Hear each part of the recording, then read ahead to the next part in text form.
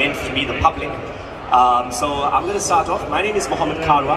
I'm actually the president of the South African Booksellers Association. So my intention and my role today is actually to talk to authors about selling their books.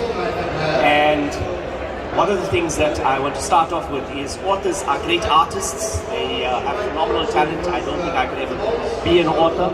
But the reality is that they're not always very, very good at making money. And they don't understand the commercial elements. So what I want to do is be able to come and share with you from the perspective of the people who sell your books, why is it that your books are not being sold? And I think that that's the critical point, which is a disconnect. Now, as booksellers, we often get a bad rap, and I can tell you that probably on every second stage, people are complaining about the fact that nobody wants to carry their books. But we've got to actually look internally and see what is the foundation for that issue. On average, I get about one person a week who will contact me and say, you know, I've just written the next bestseller, and it's going to be selling wonderfully. Please, can you come in and can you stock my book and can you put it out there? And on average, I have to turn down one person a week because they haven't actually created a commercial incentive for me to keep their book. Now, authors very often, especially our self-published authors, start off with the idea of cost plus pricing. Sorry, let me just to clarify a few things, right? The first big problem we've got in South Africa is we've got a awful reading culture. The second big problem we've got in South Africa is people are not prepared to put their money into or hand into their pocket, take the money out of their wallet and pay for a book. It's not because they don't value it, it's not because they don't want to read it, it's not because it's too expensive, it's just they don't want to pay for it. So that's your second biggest issue. The third one is we don't have a lot of people who read. So in South Africa at the moment, the estimates are that we have about only 1 million people annually who buy a book. That's from booksellers. We've got 60 million people, so that's about 2% of the population who will actually buy a book. Out of those, that's including the people who will buy one book a year. Now, if I compare to the statistics that came out of the UK in the last week or two, in the UK, 53% of the people buy at least one book a year. About 35% of them buy more than 10 in a year.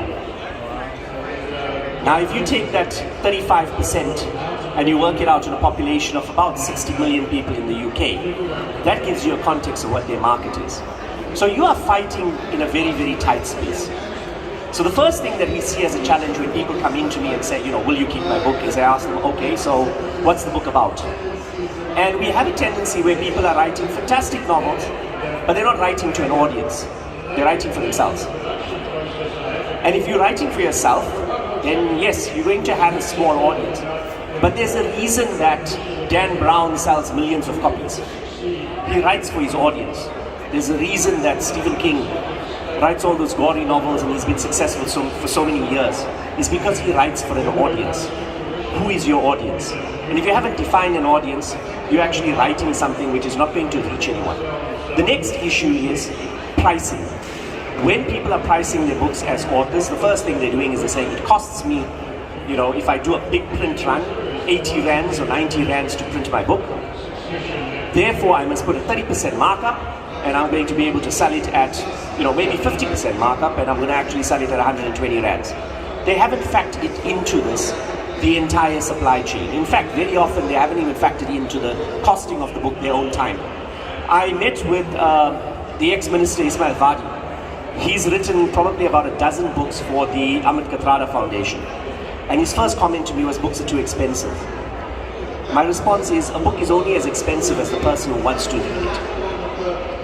I can price a book at 120 rands, like I've seen a lot of them here, and it won't sell because people don't want to pay the 120 rands. Yet I can price the President's Keeper at 450 rands. And when it was launched, everybody wanted to know what was in it. People were prepared to pay. It's the best-selling book in South Africa. It sold 30,000 copies in about 3 weeks. So, price of a book is not a barrier. In fact, in some instances, when you make the price of the book too low, people assume it's not very good. So your price must actually be based on what your audience is willing to pay as well. The next part of the pricing model is people don't factor into a distribution cost. So you've started off with the cost of production and you've added a percentage. You haven't factored into it that I've got to post the book, I've got to package the book, I've got to send it out there. More importantly, for us as booksellers, you haven't actually factored in the cost of the retailer. Now I've asked authors who've come to me the question, how much does it cost me to sell the book, and what price are you selling it at? So let's use a theoretical example of someone who says, I've written my book and I'm going to sell it for 200 Rand on the website and through social media, like the author who was here before us. Then I ask, okay, so what's the price and what's the value to the reseller? No, I haven't factored that into my costing. So if you haven't factored that into your costing, what are you going to give someone to actually sell the book on your behalf? Well, I'll give you 10%. That's 20 Rand. Now I did a comparison with a steak. If you go to a restaurant and you actually order a 200 Rand steak, the restaurant's actual input costs on that is somewhere in the region of about 50 to maybe 80 Rands. They need the other 120 Rands to pay for rent, lights, water, to be open from Monday to Thursday when nobody's coming in, and then to be there on the Saturday and Sunday to cover the cost of the advertising, putting up the glossy pictures and having it on their shelf. And that's the reality for the booksellers. It's not that they don't want your book, it's not that they don't want to keep it, but it's got to be commercially viable for them. Rent in a place like Gateway is about 350 Rand a square meter. And at 10% on a 200 Rand book, it's not worth it for a bookseller. So the reality is you have to budget into your pricing between 40 to 50% from your recommended retail price for the bookseller. So on that 200 Rand book, you actually need to be able to budget into that costing and say, I need more margin there.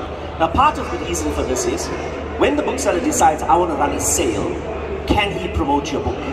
Well, if he's making only 20 Rands on the book, he can maybe give a 10 Rand discount. Is that going to be an incentive for anyone to come and buy the book? No.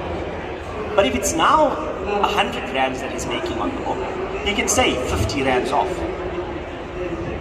Or I shouldn't be just assuming that it's all male booksellers. In fact, a lot of our booksellers are female. So if you want to promote the book, you need to be able to give the person who's reselling it a lot of margin. The next issue is booksellers don't, or authors and publishers don't price in the cost of promotion. Father's Day, it's a book about dads, it's a book about sport. We want to be able to run a promotion on this. So you've got to be able to put into your pricing model margin for promotion. Again, if you start off with this is my cost of production and this is my cost of selling it, you don't leave space for that. And as I said at the outset, the issue is we may be great authors, but we're not very good at business. The other issue that we face as booksellers is distribution. If we phone a bookseller, an author, and we say we need 10 copies because we've got an order, we can't be waiting a week and a half for those books to come to us. We need it yesterday. Because the people that we are selling these books to may be a library and they want the books yesterday. So when you start putting into your distribution channel, we now need to consider if I'm going to use a distributor and what value are they going to bring to us? Are they going to be able to make sure that the book is available the following morning, shipped, packaged and delivered, and tracked through to the point where we're using a courier. We're not telling the bookseller, go and pick it up at the local post office, where it may be there and they may send you a tracking number. So the difficulty of making your book available in the bookstore is very often the challenge of supply chain. We've got publishers, booksellers or authors, and publishers who will contact and say, we've got an order, we want to get your book in. Sorry, but I've run out of copies. Okay, so when will you have more? No, I'm not printing any. I'm waiting for enough orders to print more. So how many is enough? If I'm the first person and I've got to wait another 4 weeks, it's not going to sell. We don't sell things in the retail market by products being available when we feel like. You've got to have it when people want it. The other issue is tying it up with events. So I use the example of UK Citizen Press recently did the book on tennis in South the apartheid struggle in tennis and the apartheid struggle. That's actually garnered a lot of interest in the UK because one of the stories in the book relates to Hussein Badat. Bobat, right? The author is Badat, the tennis player. As a teenager, he was in Wimbledon and he was excluded purely by race at the last minute. And personally, I think Wimbledon owes him and every South African an apology for basically giving in to apartheid. That story reached The Guardian this year in the weeks leading up to Wimbledon. The challenge was that the book was not available in the UK. And the book was not available and people didn't know where to get the book. So how do you actually get the book out there? You've got to be able to get the supply chain, get it linked to current events. That's the marketing engine. Now we're coming into the next phase. So I've discussed pricing. I've kind of touched on marketing, and I'm trying to give you guys like the super overview on this, in the shortest space of time. We now need to talk about the promotion and about how do we actually get the product out there. So there's this assumption by a lot of self-published authors that we're going to put this on social media, everybody's going to love it, and people are going to buy the books from us. That's worked for about 5 books in the world in the last probably decade. Most of those were actually driven by book talk. So how many of you are aware of book talk? So the biggest phenomenon in book selling since Harry Potter for people in the age group teenagers up to 24, young adults, has actually been book talk, where influencers and people who are popular on TikTok take a book and start reviewing it and talking about it on TikTok. And I've been to bookstores around the world, and I've spoken to booksellers from across the world, and very often these books are obscure books that are 5-10 years old. And how they get picked is a complete mystery. But once they get onto TikTok and they go viral, the booksellers have people walking in and saying, I'm looking for this book, and we've never heard of it. But it becomes the entire marketing machine. It becomes the how do you get the message out there. And nobody's willing to invest in that. So I'm going to use a different example. Books are not an FMCG, fast-moving consumable good from Pick and Pay, where you put it out there and you put a sign and people are going to buy 100,000 of them. This isn't beans. So you can't make 5% on the book. You've got to put it out there. It's a little bit more like a fancy car or a unique, kind of type of clothing. People have to come in there, look at it, like it, feel it, touch it, and then they're going to want to buy it. So we've got to compare ourselves to that market, not the idea that if I keep on dropping the price, more people are going to buy it. In fact, when you keep on dropping the price, the inference is nobody wants to buy it, I'm trying to get rid of it. So we've got to look at the entire marketing message that you put out there. How do you reach people? Who are you reaching? Another key issue is search engine optimization. If you have to take your book, type it into Google, what pops up? Is the first thing that pops up a message which says available from for so much? But that's a cost. And what authors and publishers don't always realize is that we as booksellers are paying for those adverts. We've got to list the product onto our website. We then have to go out there and list it onto the Facebook feed, the Google feed, all of these things link back to the different platforms. We then have to make sure that we are paying for the advertising for it to pop up at the top of the list. And then we've got to ensure that Google actually searches and finds that item in the correct format. Because if Google finds that the description doesn't match, or here's one for all of you who've got run websites. If your book is listed and everything is in all caps, Google will ignore you. So you can't type your title of the book in all caps. Now that's what you are actually looking at the reseller to do for you. So the message today is, don't try and sell your own book yourself. there are people who do that.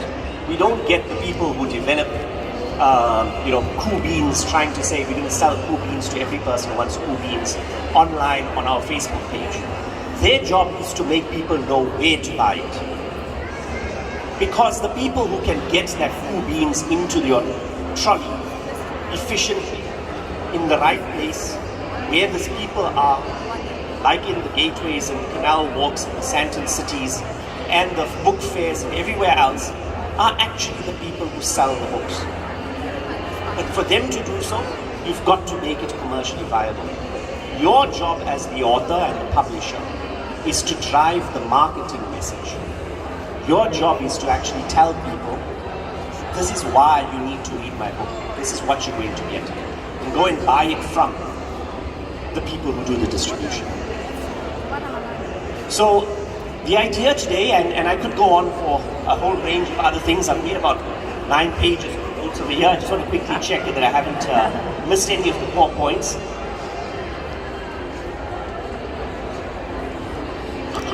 What page are we on now? What page are we on now? About 5 or 6, because I've rushed through it a lot faster. Okay. A couple of other things. Quality. There's an assumption nowadays that a book must be written, and it comes from a historical thing, that we must write a book and we must print a book and we must produce a book that is going to last forever on a shelf. And we all come from a background where we're raised to respect the book. One of the things we're finding as booksellers is that authors or publishers as well are producing content for themselves and for their own audience. They're not necessarily putting it out there to be able to say how they're going to access the mass market.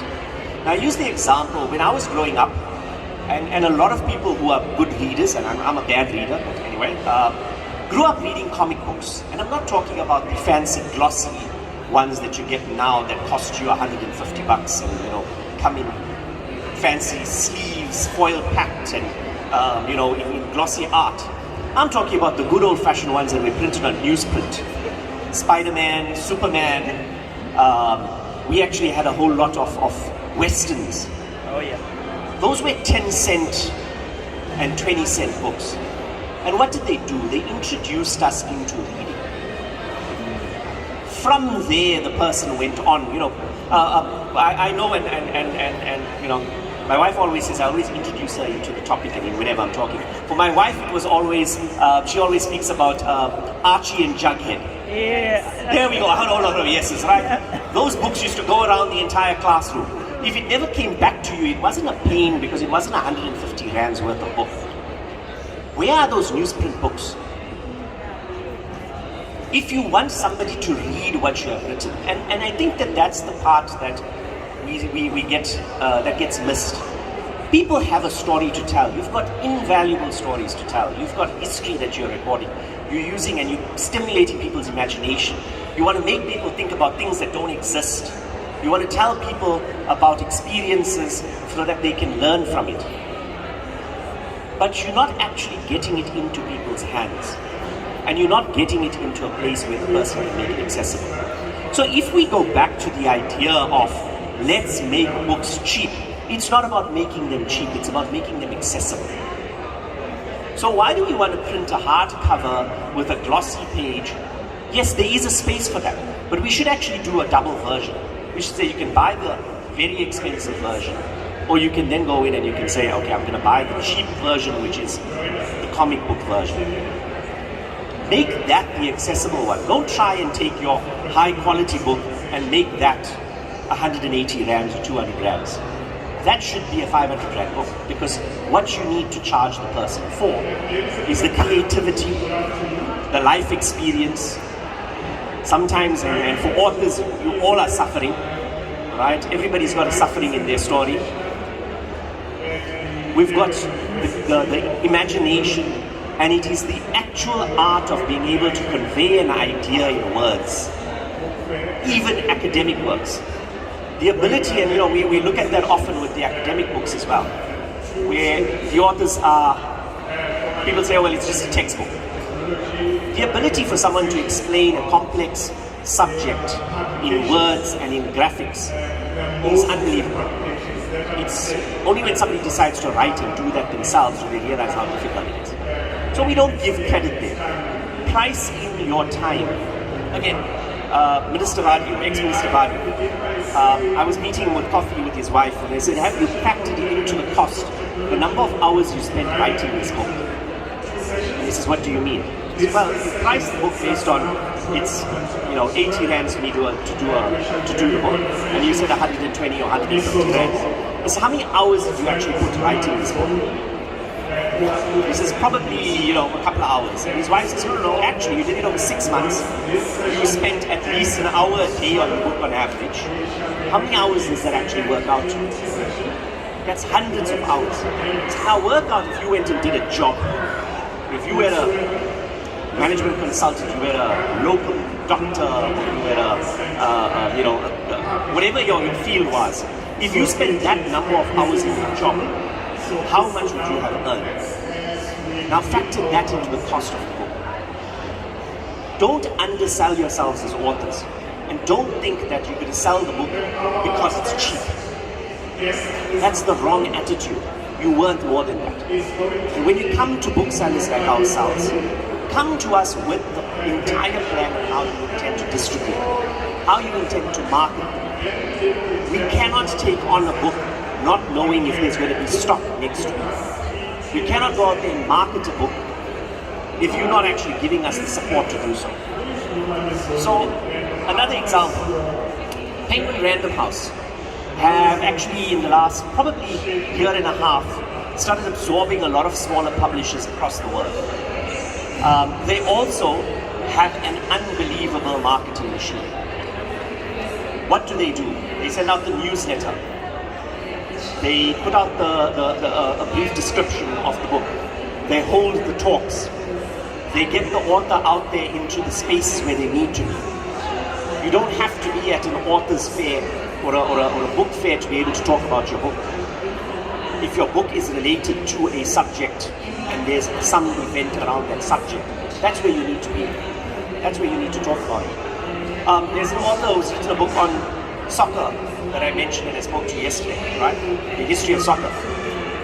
It doesn't need to be here because people who are interested in soccer are not all here. The people who are interested in the history are not all here. Now there are other complex problems that you need to understand.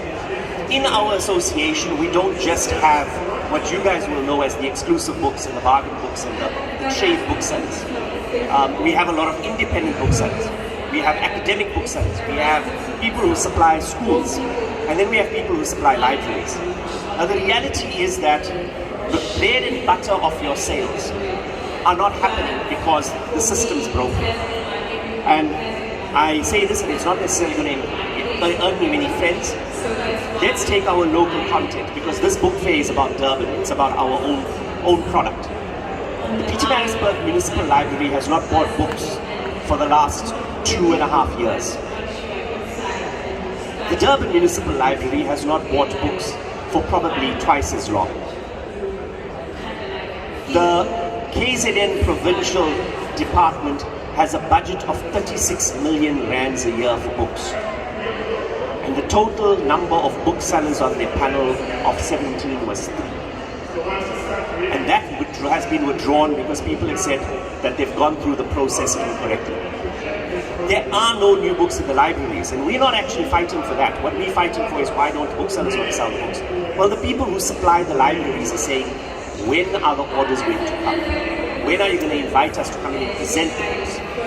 Now, Cedric's here, he's done this, I think, longer than most people have spent writing their book.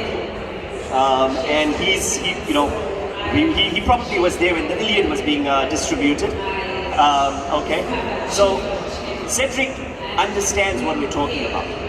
People often in the last year and a half have heard that Adams closed down after 153 years. There are commercial reasons for that.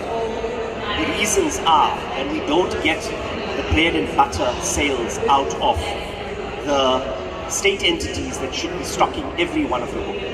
Every South African, every KZN's author's book that is of good enough quality should be in the KZN Provincial Library.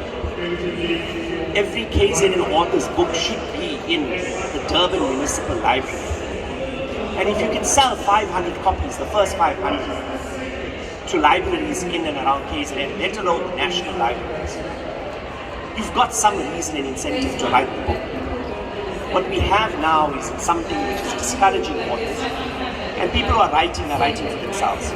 Start writing for an audience. Start writing with the commercial end in mind. A couple of other points for you guys to note. And I'm going to ask this as questions to try and make it a little more interactive before we finish.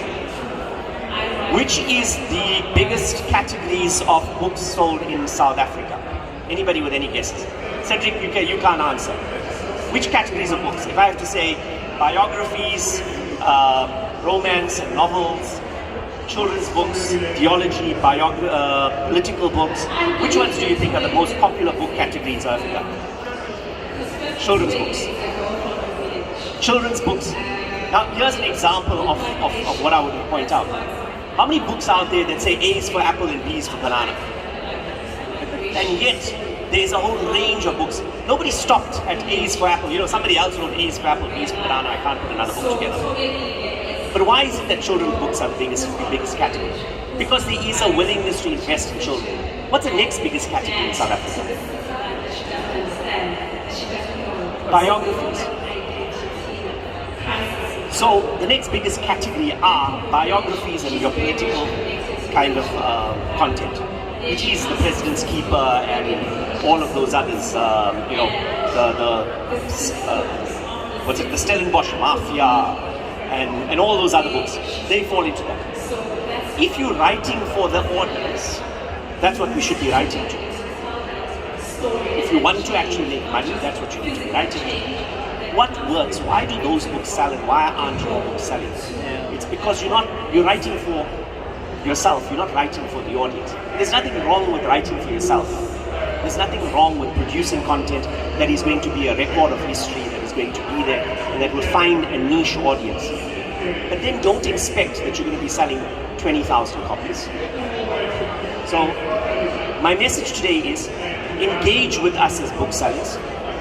Plan how you're going to sell the book before you start writing the first word in some cases. Decide who your audience is. Work out how you intend to distribute and market the book. Have all of that in place. It is the hardest part after you've put pen to paper actually comes in getting the word out. Because the worst possible thing, in my view, is the brilliant books that are sitting on shelves that nobody ever reads because they just don't know about it. It's not because of it not being there, it's not because there isn't a need, it's because people don't know about it. And that's the job of the author and the publisher. Get people to know your content. Get people to want to read it. It's not your job to go out there and post one book at a time. You know, I've had other experiences that I can share. For example, we had an author who came to us and said, "Can you help me print my book?" And I love the guy, and he's a good friend, and he's done a couple of books, and the subject matter is great. And so we went out and we worked out, and we invested in actually producing this book. And we sold the first batch because we didn't print until we had covered, at least a portion of the cost. 6 weeks later, he turns around and he says, my social media advisor has advised me to take the book as a PDF and give it away on social media for free. I said, well, now who's going to buy the book? Why and how do I market the book? So I've invested, I've got stock, it's taking up space, and the book's given away for free. The PDF issue is a whole different ballgame. The circulation of books as PDFs and being given away free is a massive, massive problem globally, but it's probably tenfold in South Africa. Most recent example is, what was the book that was released last year, or earlier this year, Cedric? The big political one. Sorry? The Eskom one, Andre de Ruyter. Andre de Ruyter's book was released one of the things for you guys to know, booksellers can keep secrets. If you don't want to, if you want to tell somebody something you don't want anybody to know, tell the bookseller, right? Nobody knew what was this book. It didn't exist in the publisher's publication list with the name, Andre de Ruyter and what it was about. And the only people who knew about it were the booksellers who had stock of it in the days leading up to its publication. So it's printed in secret, developed in secret, etc., etc. And the same story was with President's Keeper. Andre de Ruyter's book was launched with a lot of fanfare on Sunday through the press. Within 12 hours, a PDF copy was available and being circulated on the internet. And that destroys the entire incentive for somebody to put together material. Now, these are people who put their life on the line. I mean, literally put their life on the line. They're going out there and they are trying to change it, but they don't even get the fairness of us actually taking out our money and paying for it. And there are ways that we can do this. So another interesting fact, one of the biggest markets in bookselling in South Africa are Afrikaans books. The Afrikaans community has probably the strongest reading culture as a group in South Africa. And this is not anything about race or gender or language or anything. This is about pure marketing. If you're going to market something, know your audience. So if I want to sell something and I want to write something, I should actually be writing in Afrikaans. I should be writing a children's book in Afrikaans or a biography in Afrikaans, because that's where I'm going to make money. It's not famous and not popular here in Durban, but the Afrikaans community have a very interesting model. Book clubs. Am I correct? Right? They will buy 5 or 6 books as a group, share it among their friends, and as I spoke to the lady from the Bluff, from the municipal library at the Bluff, she says they will come in and give her the books, donate it back to the library, because they've read the books. Now, we don't have those models. We're not actually building those models in our community. Sorry, I have to take it two at a time. If anybody has any questions, you're welcome to get in touch with me. I'll kind of hang around where you can come and pick up a card and chat. We'd like to be able to make your books available. We'd like to answer your questions. We'd like to be able to help you at least recover the investment of your time and your energy and your talent. But we need your help, and we need you all to actually listen to us on how we can do that. So thank you very, very much. And thank you to the organizers for giving me the opportunity. I know it was short notice, so I appreciate it. Thank you.